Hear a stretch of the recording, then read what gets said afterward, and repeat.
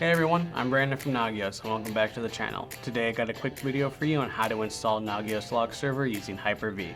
This will be a quick video, so let's get started.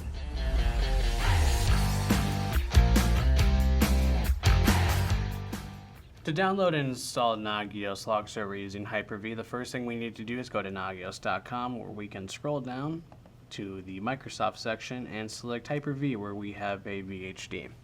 Now, I want to point out that we do not recommend deploying this VHD in a production environment. This VHD is strictly for evaluation purposes. If you're going to be using Nagios Log Server in a production environment, we highly suggest you deploy it using the manual install methods, which we will have linked down below. Now, if you're going to be using Hyper-V in general, we highly recommend using one of our supported Linux operating systems and deploying it manually that way as well. To get the VHD, we're going to click Download Now. I already have the VHD downloaded. It comes in a zip file. We're going to extract it right where it is in our Downloads folder, like so. While this is extracting, we're going to open up Hyper-V. To begin, we're going to go to Action at the top, select New, and select Virtual Machine.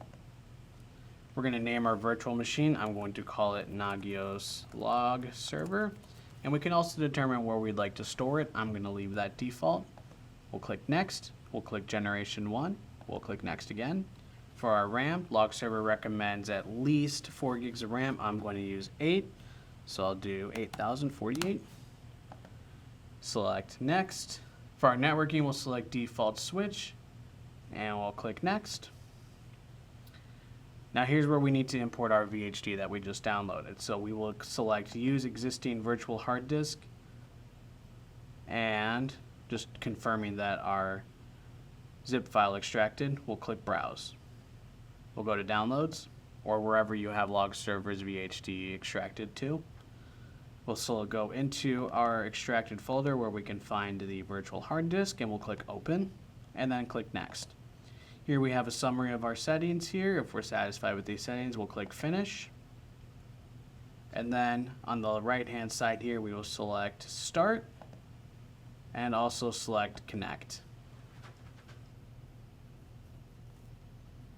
As you can see here, our VM is turning on. And just like the other two installation methods, we'll be greeted with a banner with the IP address that we need. Using our desired web browser, I will navigate to that IP address.